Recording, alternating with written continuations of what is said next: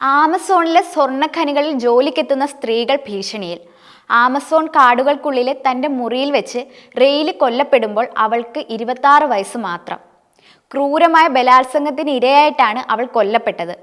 തൊട്ടുപുറകെ 12 വയസ്സുള്ള ഒരു പെൺകുട്ടിയും ബലാത്സംഗത്തിനിടെ കൊല്ലപ്പെട്ടു. സ്ത്രീകൾക്കെതിരെയുള്ള ഈ അതിക്രമങ്ങൾക്കു പിന്നിൽ ഖനിത്തൊഴിലാളികളാണ്. അതോടെയാണ് ബ്രസീൽ ഭാഗത്തുള്ള ആമസോൺ കാടുകളിലെ അനധികൃത സ്വർണ്ണ ഖനനം കൂടുതൽ ചർച്ചയാവുന്നത്. കൂടെ പോയാൽ പണം നൽകാമെന്ന് റെയ്ലിയോട് ഒരാൾ പറയുകയും പക്ഷേ അവൾ വിസമ്മതിക്കുകയുമായിരുന്നു. അതിനുശേഷം അവളുടെ പുറകെ തന്നെയായിരുന്നു അയാൾ. അവളുടെ ശരീരത്തിലെ എല്ലുകളെല്ലാം ഇടിച്ചു നുറുക്കിയിരുന്നു. അത്രയും ക്രൂരമായിട്ടാണ് അയാൾ അവളെ ആക്രമിച്ചത്. ആ മുറിയുടെ ചുവരുകളിലെല്ലാം രക്തമുണ്ടായിരുന്നു എന്നാണ് റെയ്ലിയുടെ സഹോദരി ഹൃദയം നുറുങ്ങുന്ന വേദനയോടെ പറയുന്നത്.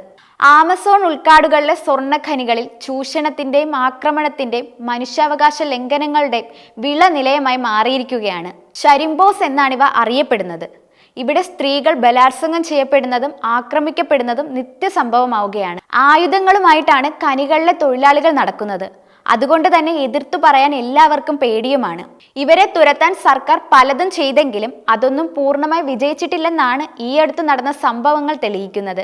ബ്രസീലിലെ ഈറ്റൈറ്റുബ എന്ന പ്രദേശത്തോട് ചേർന്നാണ് ഈ അനധികൃത ഖനികളിലേറെയും ഉള്ളത്. BBC ഇതിനെക്കുറിച്ചൊരു documentary തയ്യാറാക്കിയിട്ടുണ്ടായിരുന്നു. ഡോക്യുമെന്ററിയിൽ സ്ത്രീകൾ അനുഭവിക്കുന്ന കഷ്ടപ്പാടിനെ അതുപോലെ തന്നെ ചിത്രീകരിച്ചിട്ടുമുണ്ട്. രൂക്ഷമായ സാമ്പത്തിക പ്രശ്നങ്ങൾ കാരണം ജോലി തേടിയാണ് പല സ്ത്രീകളും ഖനികളിൽ വരുന്നത്. ഇവിടെ തന്നെ ജനിച്ചു വളർന്നവരും ഏറെയുണ്ട്. തൊഴിലാളികൾക്ക് ഭക്ഷണം പാകം ചെയ്യുക, മദ്യശാലകളിൽ മദ്യം വിളമ്പുക തുടങ്ങിയ ജോലികൾക്ക് നല്ല ശമ്പളവും ലഭിക്കും.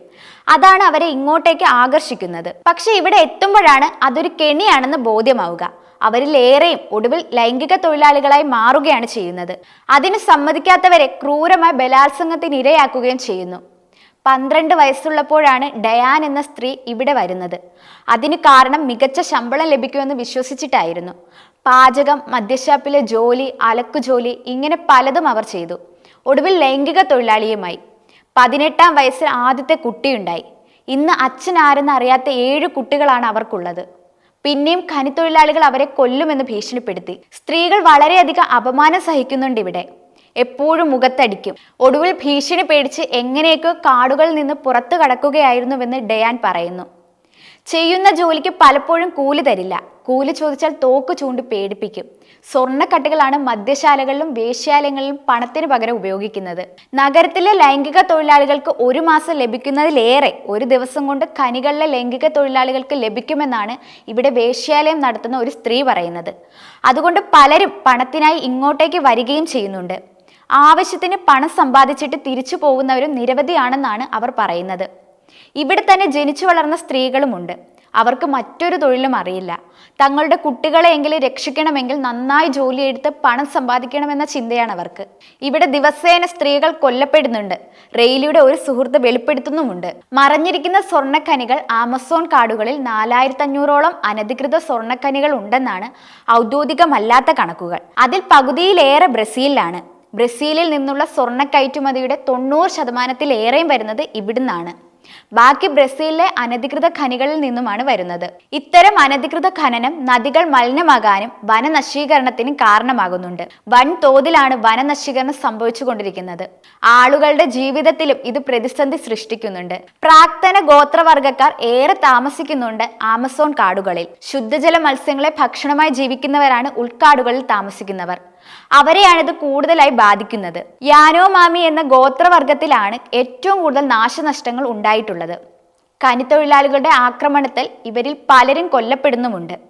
പലപ്പോഴും ഖനിത്തൊഴിലാളികൾ യാനോമാമികൾ താമസിക്കുന്ന ഇടങ്ങളിലേക്കും കടക്കാറുണ്ട്. 1980കളിലാണ് 40,000-ലേറെ ഖനിത്തൊഴിലാളികൾ ഇവിടേക്ക് അതിക്രമിച്ചെത്തിയത്. താമസക്കാരായി പലരെയും വെടിവെച്ചു കൊല്ലുകയായിരുന്നു. മാത്രമല്ല പുറത്തുനിന്ന് വന്നവരിൽ നിന്നുള്ള അസുഖം ബാധിച്ചും ഗോത്രവർഗക്കാർ മരിച്ചു. വെറും 7 വർഷം കൊണ്ട് ഈ സമൂഹത്തിൽ നിന്നുള്ള 20% പേരാണ് മരിച്ചത്. ഇത് അന്താരാഷ്ട്ര തലത്തിൽ ചർച്ചയായി. ഒടുവിൽ സർക്കാർ കർശനമായി ഇടപെടുകയും അവരുടെ സ്ഥലം യനോമാമി പാർക്ക് എന്ന പേരിൽ അതിർത്തി നിർണയിക്കപ്പെടുകയും ചെയ്തു. തുടർന്ന് ഖനിത്തൊഴിലാളികളെ ഇവിടുന്ന് തുരത്തുകയും ചെയ്തു. വർഷങ്ങൾക്കു ശേഷം ഖനിത്തൊഴിലാളികൾ വീണ്ടും തിരിച്ചു വരികയും പഴയതുപോലെ ആളുകളെ കൊല്ലാനും തുടങ്ങി. അറകാഗ എന്ന ഗ്രാമത്തിലേക്ക് ഈയിടെ ഖനിത്തൊഴിലാളികൾ അതിക്രമിച്ചു കടന്ന് നാശനഷ്ടങ്ങൾ ഉണ്ടാക്കിയിരുന്നു. ഇവിടെയുള്ളവർ വേട്ടയാടിയാണ് ജീവിക്കുന്നത്. പുരുഷന്മാർ വേട്ടയ്ക്ക് പോയപ്പോഴാണ് ഖനിത്തൊഴിലാളികൾ ഗ്രാമത്തിലെത്തിയത്. ഒരു സ്ത്രീയെയും 2 കുട്ടികളെയും തട്ടിക്കൊണ്ടുപോയി ഖനിത്തൊഴിലാളികളുടെ ക്യാമ്പിൽ പാർപ്പിക്കുകയും ചെയ്തു. 12 വയസ്സുള്ള പെൺകുട്ടിയെ ബലാത്സംഗം ചെയ്യാൻ ശ്രമിക്കുമ്പോൾ സ്ത്രീ അത് എതിർത്തു. അങ്ങനെ അവരെയും 3 വയസ്സുള്ള കുട്ടിയെയും പുഴയിലെറിഞ്ഞു കൊല്ലുകയും ചെയ്തു. അങ്ങനെ അന്ത്യമില്ലാത്ത പുതിയ സംഭവങ്ങളുടെ പശ്ചാത്തലത്തിൽ വീണ്ടും ചർച്ചയാവുകയാണ് സ്വർണം കായ്ക്കുന്ന ഖനികൾ.